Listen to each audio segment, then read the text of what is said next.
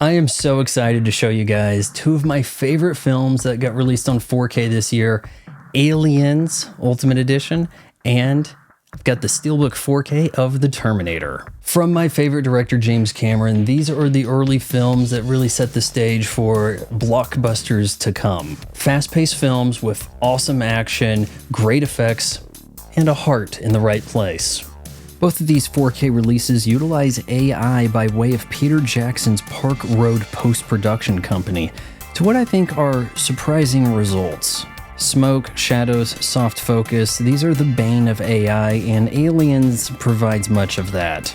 Occasionally you will spot glitches in the Matrix where detail is misinterpreted. And I gotta ask you guys, do you think this is a necessary casualty in the war for a higher fidelity picture? The plan with this release was to get rid of all the grain, and I think the AI does a pretty effective job of that. You go in with an open mind, you already love the movie Aliens, you probably are at least curious about this release. And you get the theatrical cut as well as the extended special edition, which has its plus and minuses, but I think for pacing, if you're introducing somebody to Aliens for the first time, just go with the theatrical, okay? You know the story. Sigourney Weaver is Ellen Ripley, survivor of the Nostromo from the first film. She now has to go to a colony with Marines to rescue who she can from aliens. It has a digital copy and all of the old featurettes from the previous releases, so you can see how all the effects were done.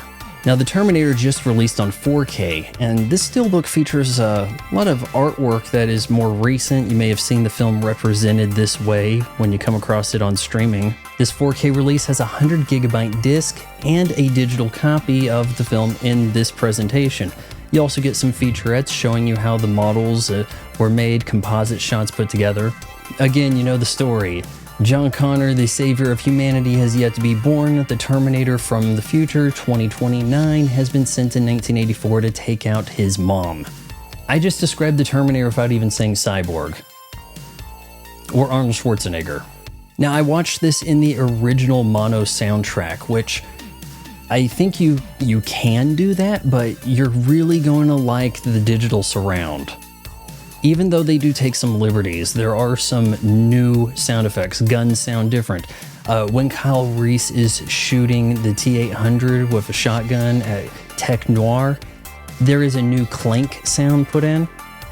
But I think this was actually on previous release, like Blu-ray.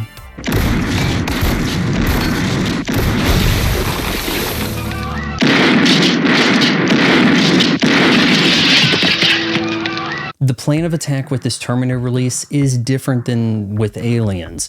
This was about preserving the integrity of the film as it looked first generation, shown in 1984. There's still some grain, but it's very much cleaned up, and I've never seen the Terminator look this good. In fact, the first shot of Sarah Connor coming in on her bike, I was just like, wow, this has never looked this clear. AI upscaling is coming a long ways quickly, but there are still some problems, and I have to question the intelligence and the integrity of the system. Let me explain. Near the start of the film, when the T-800 arrives in front of the Griffith Observatory, you have the observatory in the background. Above the door is the name of the building, but the AI doesn't know that. It's way off in the distance, it's dark, and it just says, hey, here's some shapes that kind of look like letters or numbers, and hey, whatever. If the AI was so smart, wouldn't it recognize the building from the exterior or the shot in the film? It'd be like, oh, hey, it's the Griffith Observatory, everybody knows this. Here's what should go above the door. But seriously, all told, I think I'm pretty satisfied with both of these. I have to think that you guys are going to prefer the Terminator release being more respectable to the film medium, because look, if you clean up Aliens too much, it no longer looks like Aliens to you, does it? And that is the argument here. It is the hot potato when it comes to film restoration. Oh, we want it as clean as possible, but it no longer looks like the movie we love. Okay, add some grain, but it was too grainy to begin with.